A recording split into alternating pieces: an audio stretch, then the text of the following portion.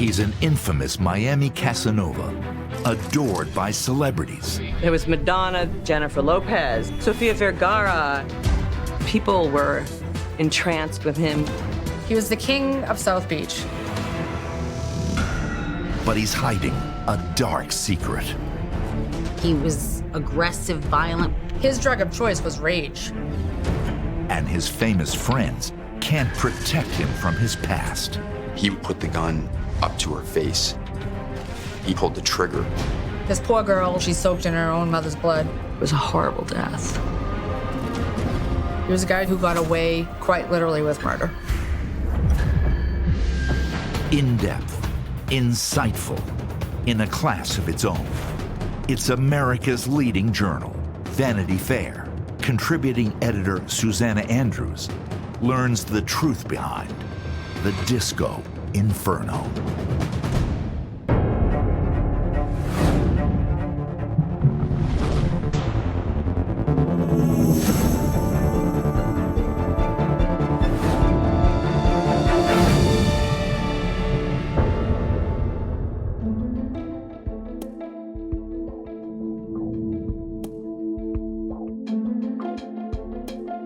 It's November 1999, just after midnight on Ocean Drive.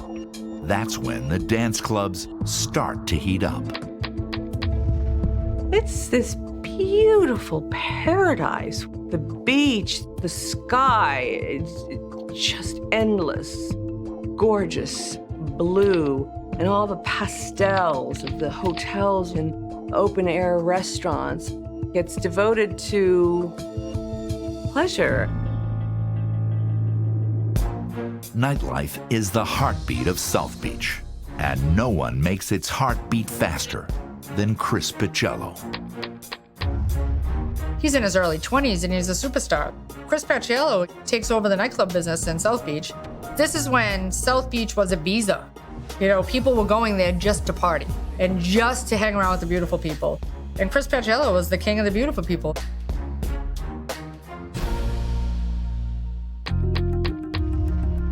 He had the nicest cars. You know, he's young. He's not a guy that got hit with the ugly stick, you know? People were entranced with him. He opened a club called Liquid. Liquid was something new in South Beach. It was ridiculously successful. The limousines were pulling up. There was Madonna, and then, you know, brought in Jennifer Lopez and brought in Sean Puffy Combs, Sofia Vergara. There was all the models, Naomi Campbell, Kate Moss. I remember Sylvester Stallone, Bruce Willis, Schwarzenegger, all the hot celebrities. They were making money hand over fist. I think he was a millionaire before he was 30. Chris Pacello is the reigning king of South Beach. Everything is perfect. And that's when it all goes terribly wrong. Here was a guy who quite literally was on top of the world, and his world disintegrated.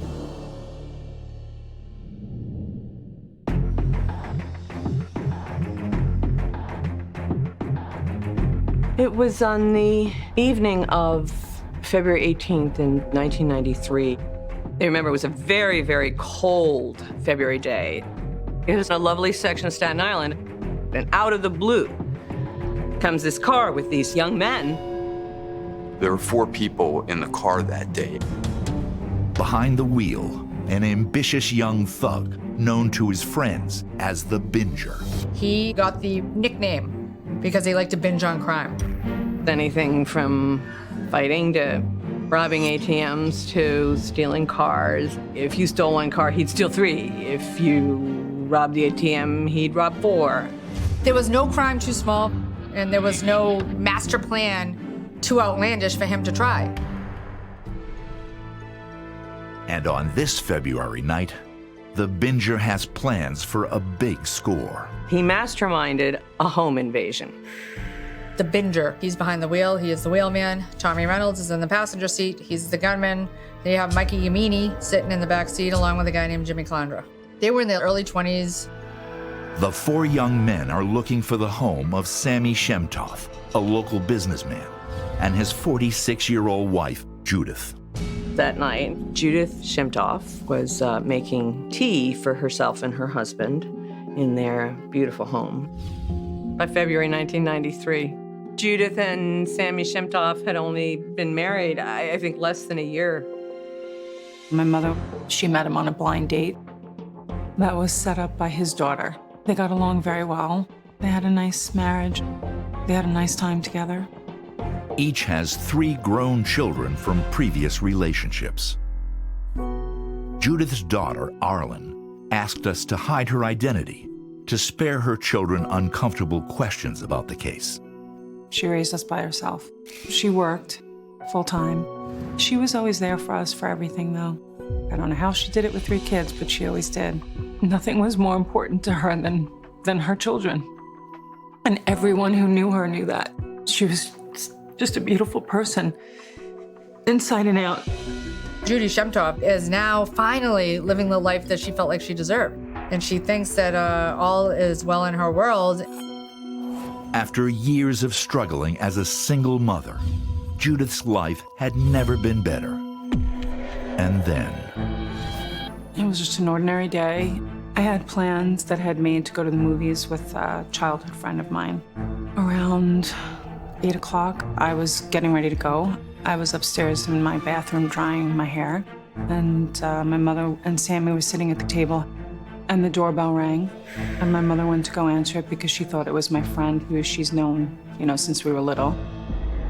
Judith opens the door, and instead of her daughter's friend, there are 3 young men standing there who suddenly just pushed their way in. Yamini stood back while Calandra and Reynolds were wearing masks and brandishing guns. Tommy Reynolds had a particularly large gun. It was a .45 caliber. When she opened the door, Tommy Reynolds immediately put the gun up to her face. They pushed their way in. Sam Shemtoff came into the hallway, and that may have startled or frightened the shooter. And because his nerves were frayed, he accidentally pulled the trigger and shot her in the face. The discharge of the weapon shocked everyone, and as Reynolds and Calandra ran from the door, they instantly got in the car and sped away. This had gone awry in a way that none of them had imagined or intended. I came to the top of the stairs, which kind of overlooked the front door, and I was screaming down, like, what happened? What happened? And my mother was laying on the floor, and she wasn't answering, so I came running down the stairs, and then I saw all the blood all around my mom. She was just like in a pool of blood. Her daughter, Arlen, desperately called 911, begging them to hurry up. We were just, around my mom, trying to just figure out where she was bleeding from.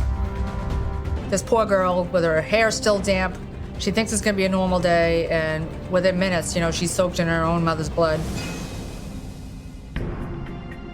Finally, the police and the ambulance came, but she never regained consciousness.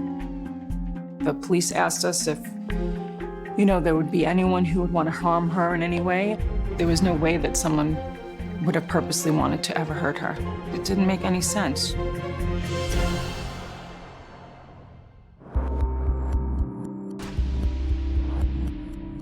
The men who stormed the house had heard a rumor that Sammy Shemtoff was hoarding a pile of cash. Allegedly, there was a safe in the basement, and allegedly in the safe, there was more than $300,000. These guys, if there was money to be had, they would take it by force. I don't think they planned to kill anybody, but they set up a home invasion. Home invasion. It sounds so antiseptic, doesn't it? It was a murder. It was a horrible death. The Binger and his crew didn't get the big score they came for, but they may have gotten away with murder. They threw the gun off the Verrazano Bridge, and that was the end of it. The evidence may be gone, But clues to the crime will one day reappear among the beautiful people of Miami's South Beach.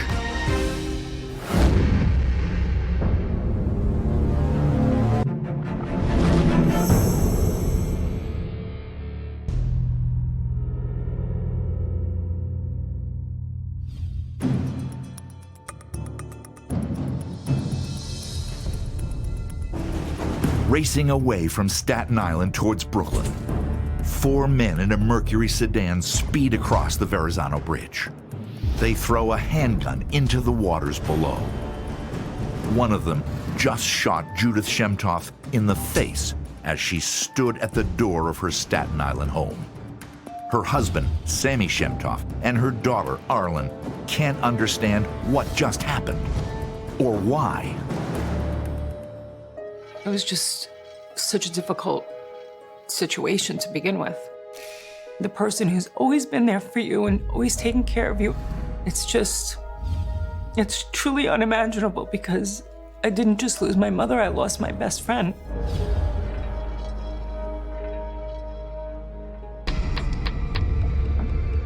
The NYPD did its best to investigate, but there was no forensic evidence. The gun was not recovered. There were no witnesses. There's absolutely no traces left by these young men who had killed her.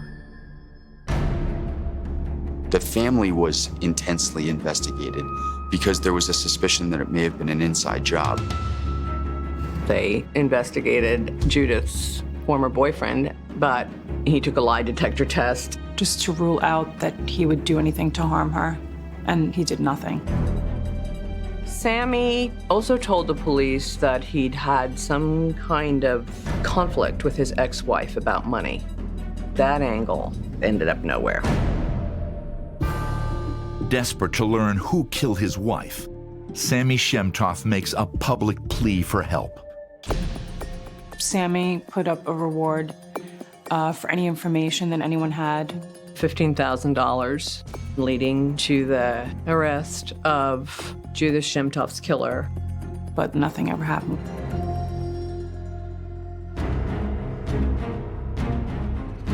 Four young men had come out of nowhere and they'd driven off into the dark. So it literally became a cold case. 20 minutes away, in another Staten Island neighborhood, lives the ringleader of the gang that murdered Judith Shemtoff, an ambitious young thug known as the Binger.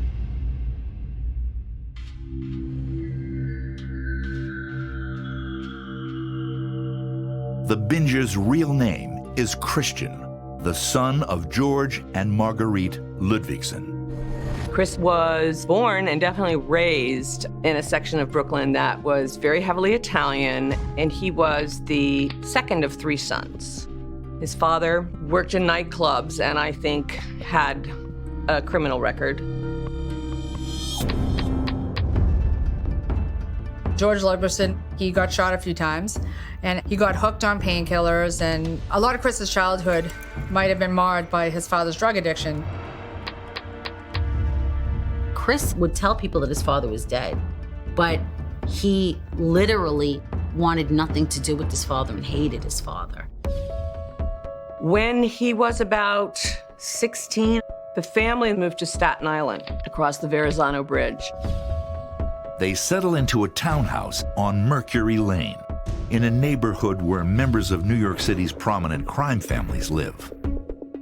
Chris was ashamed of his father, hence why he took his mother's last name, which is Paciello.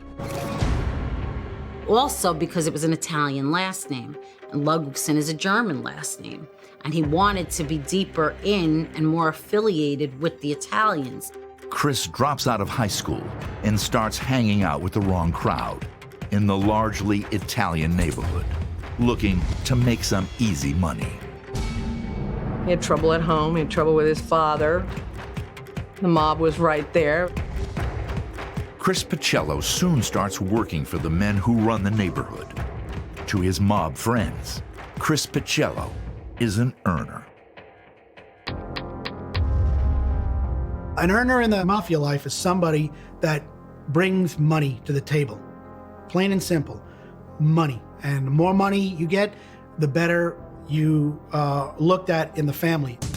So Chris Paciello's claim to fame was by stealing heavy equipment from construction sites. And then he would plow them into the side of a bank building where the ATM machines were located, and he would steal all the cash out of it. The Binger quickly earns his nickname.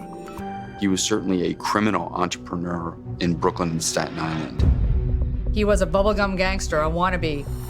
He started to earn enough money that they could impress some of the wise guys who actually meant something. He was not only effective at getting the money, but also turning over the tribute to higher level mafia officials. And he moved from ATM heists to bank robberies. He was someone clearly moving up the ranks. Chris Paciello really has one love, only one love. And it's not his mother, and it's not his father, and it's not his friends, and it's never been a girlfriend. It is money. And on February 18th, 1993, 3 young men sent by Chris Paciello burst into the Shemtoff home looking for the safe Sammy Shemtoff keeps in the basement. The Binger had inside information that Sammy Shemtoff kept money in the house. Sammy was a very wealthy guy. He was involved in a plethora of businesses. And the way the story went, he started to brag to a few people in the neighborhood that he didn't trust banks and he was keeping all his cash in his house. They killed Judith Shemtoff instead. But the murder doesn't stop the Binger. During and after the time period of the Shemtoff murder, Ludwigson continued to commit crimes. In 1994, his biggest bank heist took place. His crew robbed the Westminster Bank, and they made off with a significant amount of money. That was a very big score. It netted Ludwigson more than $300,000. And it was after that that Ludwigson moved to South Beach.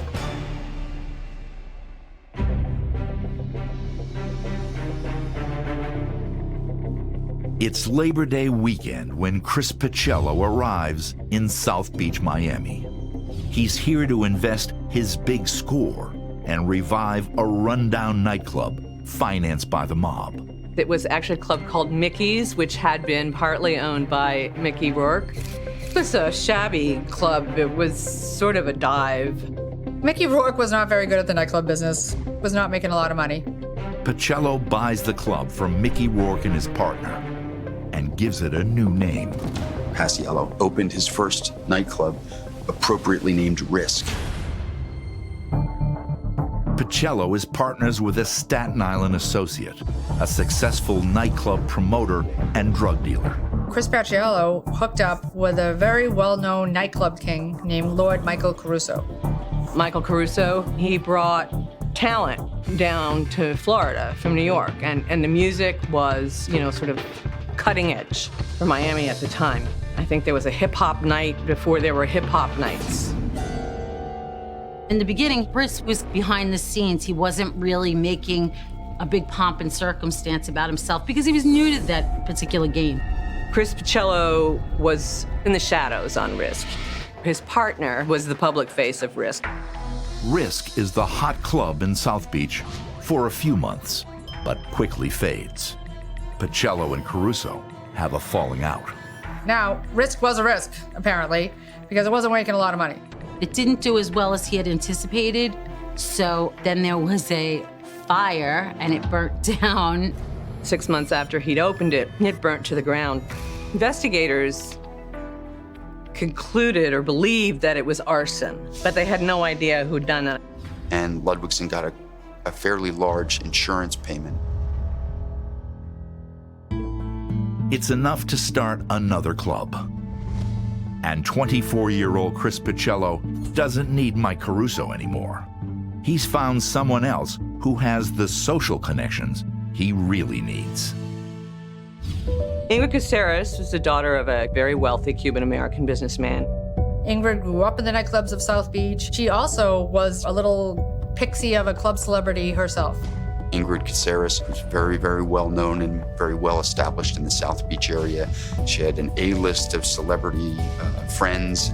In fact, Ingrid Caceres is something of a minor international celebrity through her close friendship with Madonna. Through Madonna, she knew many, many celebrities in Miami.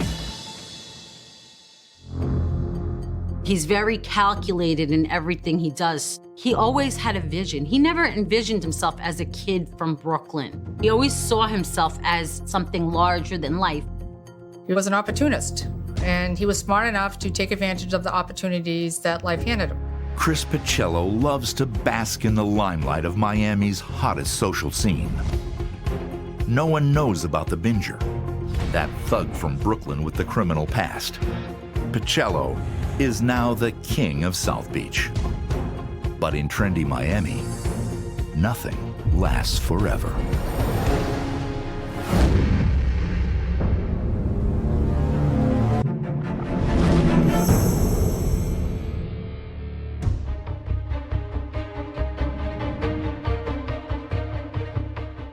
Ingrid Caceres, Madonna's gal pal, opens a new club in South Beach, Miami, with a former Brooklyn thug named Chris Pacello. The thief and hustler known as the Binger is about to go big time. Ingrid Caceres is Pacello's ticket to the celebrity world.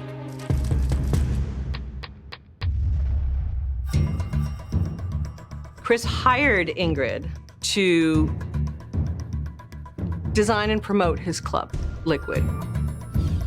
Everyone wanted in to this club, everybody. Madonna was a huge part of the fuel that helped him to rocket to success. He had Ingrid, but Ingrid brought in Madonna, and Madonna brought in all the other celebrities.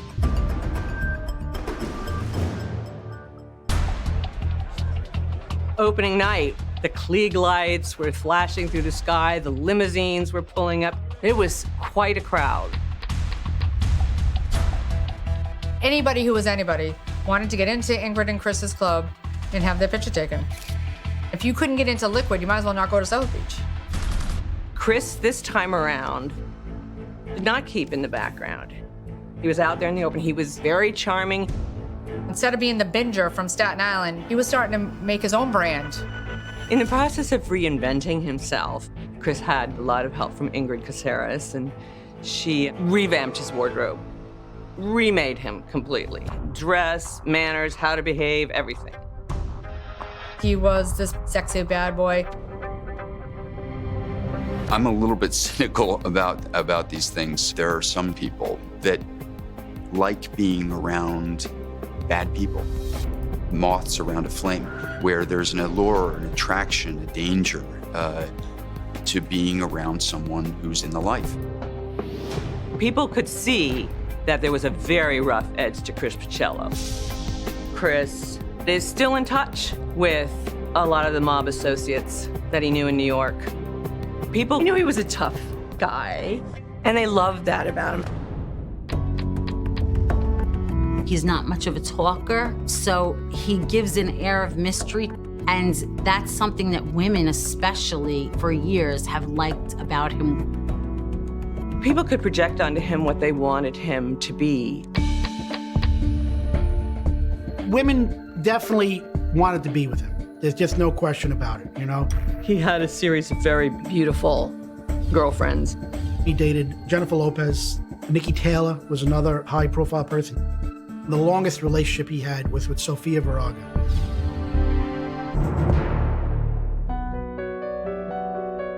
"24-year-old Chris Pacello is now a wealthy and respected businessman and a notorious Casanova.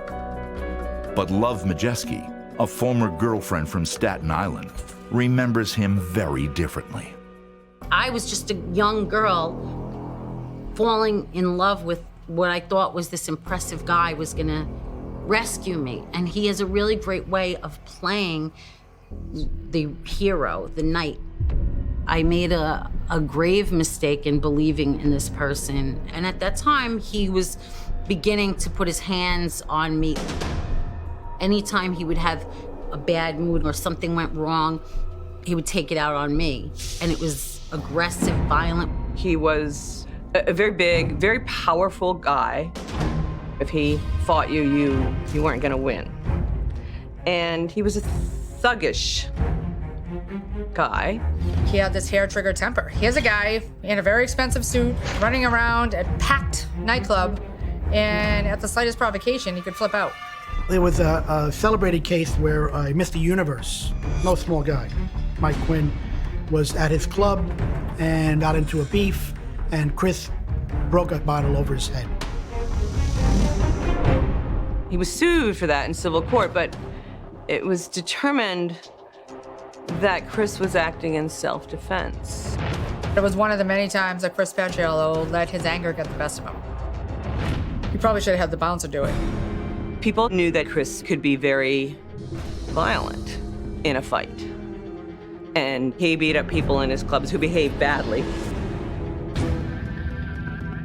I think there's more than a lot of rage inside of him. Someone just has to scratch the surface the right way and they're gonna get the full impact of it. What would really propel him into trouble was not drugs or alcohol, but just fury. Paciello's temper earns him a reputation with local law enforcement. His victims file police reports. Most often, the cases are settled out of court. Nothing seems to damage his celebrity reputation. He was the king of South Beach. He seemed charmed. Nothing seemed to touch him. He had a yacht, he had a palazzo on Flamingo Drive, he drove a Mercedes. In South Beach, he was a hero. People loved him. Ludwigson was taking off. You know, he was now Chris Paciello, the golden boy.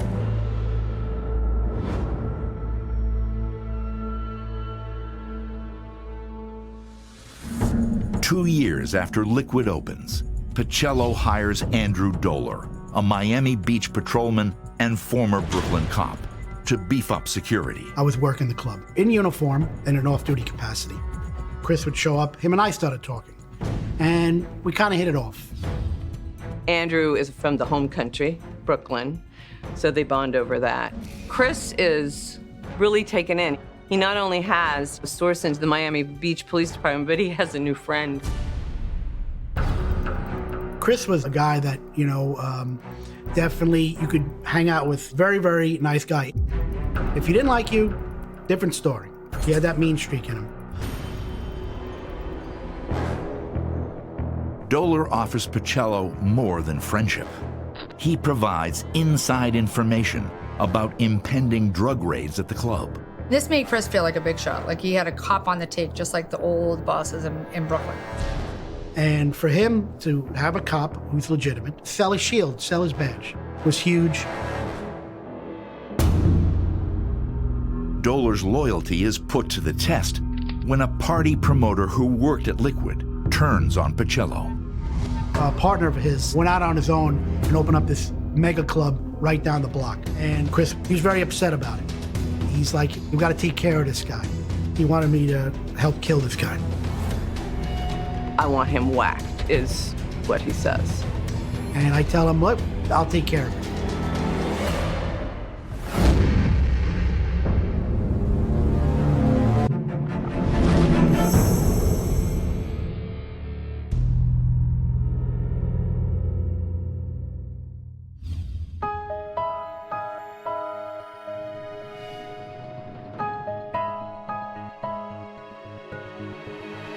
Chris Paciello is not gonna lose a fight. Because the issue of the respect and the issue of his reputation is on the line. This is somebody who fights for fun. Facing competition from a rival club owner, Chris Paciello asks his trusted security man, Miami police officer Andrew Doler, to get rid of him permanently. And I tell him, "Look, if we do it on the beach, well, I'll be able to handle it." He said, "All right." He goes, let's do this. Let's do this. The long and short of it is he wants him to kill this club owner. But more than a month later, the rival club owner is still alive and well. Worse yet, his club is raking in big profits.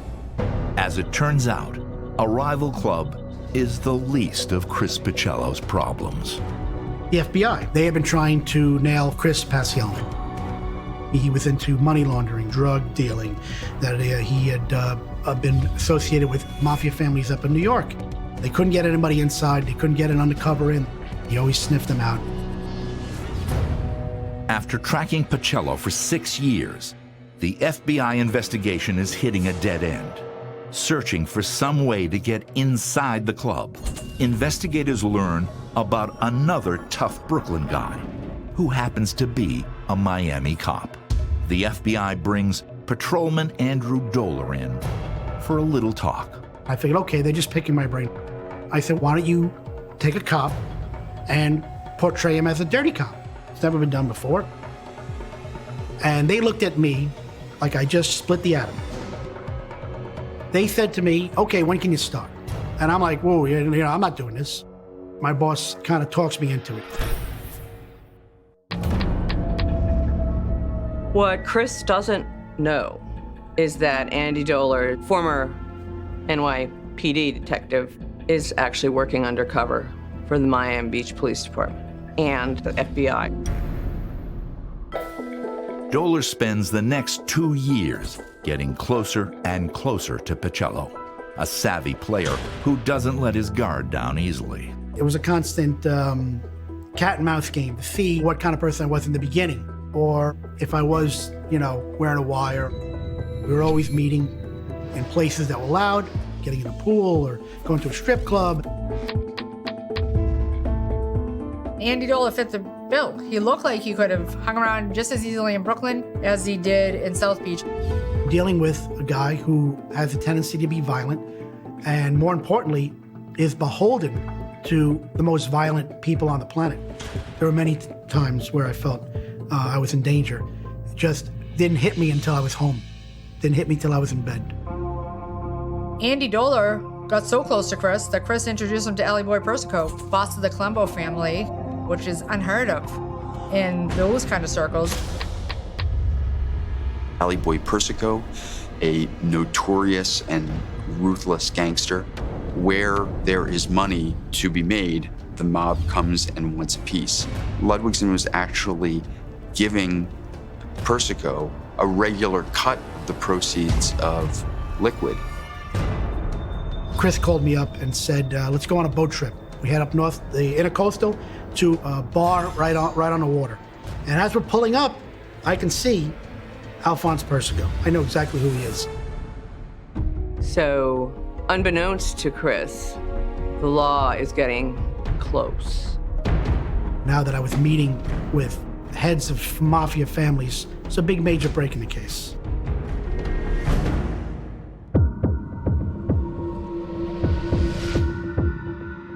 At the very end of 1999, the Brooklyn U.S. Attorney's Office had obtained an indictment and an arrest warrant. What Andy Doler and Florida law enforcement officials don't know is that a task force in New York has uncovered evidence against Pacello for a crime that takes precedence over the Miami case.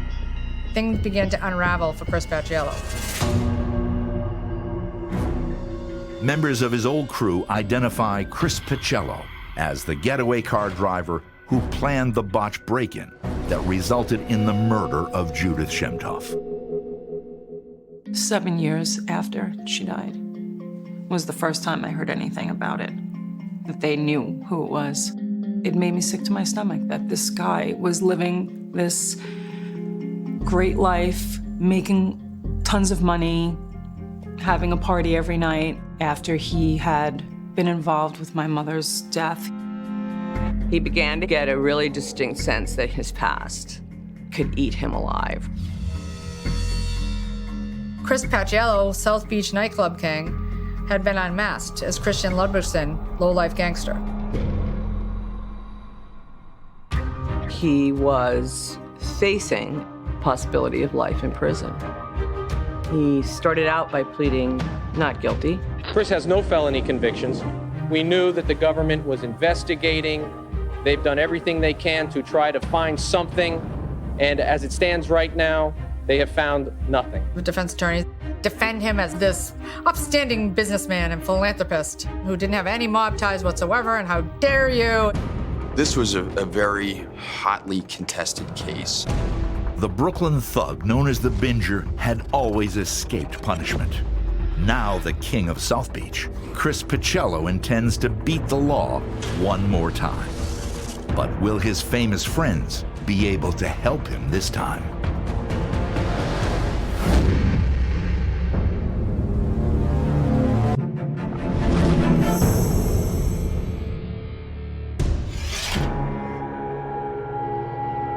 South Beach is reeling from the arrest of their golden boy, Chris Picello, for racketeering, bank robbery, and murder. When he was first arrested, all of these celebrities and all of his girlfriends stood by him. Everyone showed up in the courtroom. His case drawing crowds of Miami Beach's most beautiful to court. He's innocent, and I think everyone here today knows that he is. Every one of them was saying that he was an innocent man, wrongly accused. He would have never done these things. They said, not him, not him. That must have been somebody else, you know? Or if it was, he's made up for all the bad stuff he's done.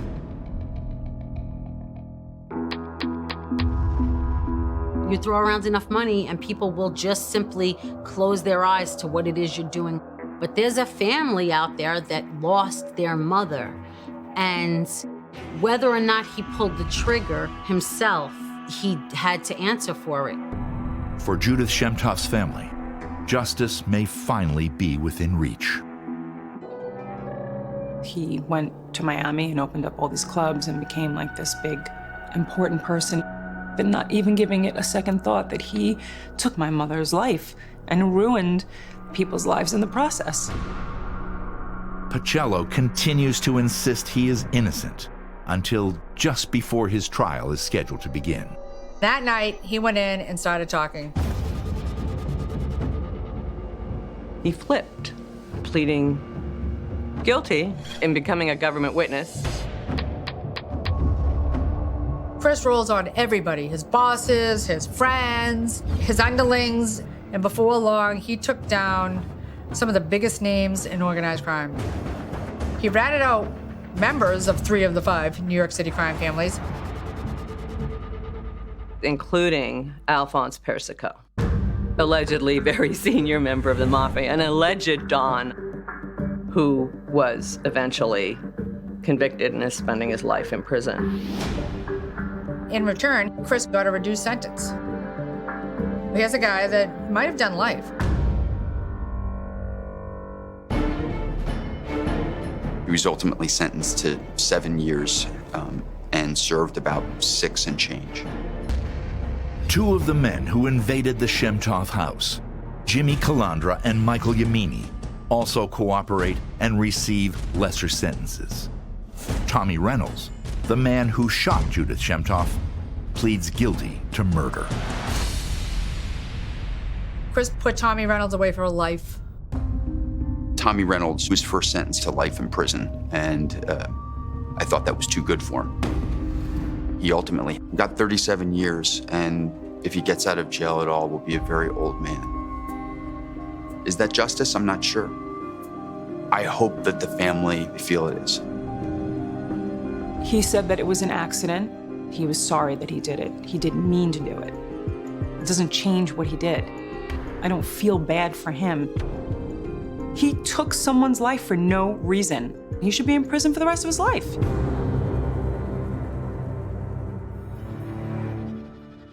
When Chris Picello is released from federal prison in 2006, he is offered a new identity. They actually offered him witness protection, and he didn't spend 1 second in it.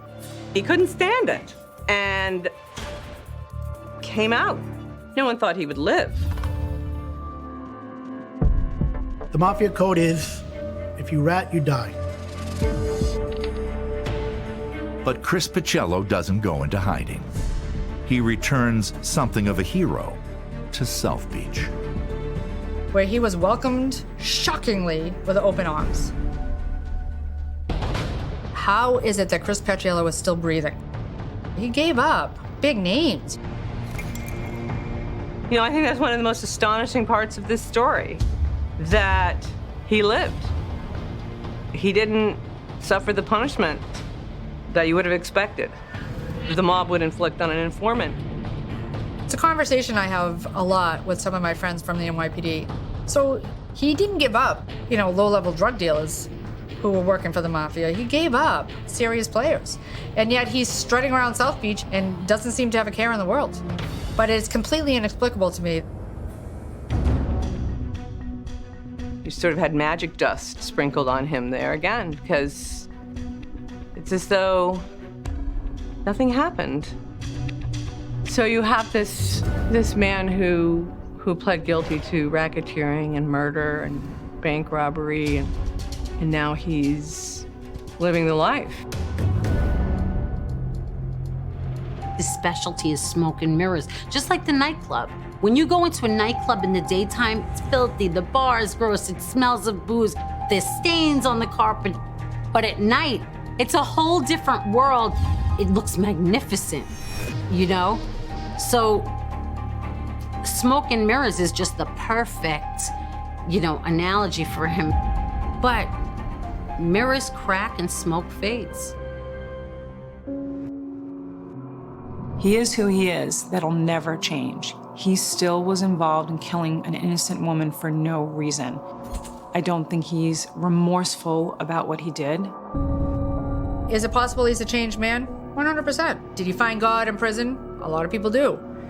Does he try to live his life differently? Maybe. To me, the bottom line is that somebody who lived as grotesquely as Chris Paciello did is at his very core the wise guy. Chris Paciello picks up where he left off. A chance to start all over. Judith Shemtoff never got that chance. I think about all that she's missed. She should have been there to walk us down the aisle. She would have been the best grandmother in the world. She worked hard her whole life and she never got to enjoy anything. A 46-year-old innocent woman.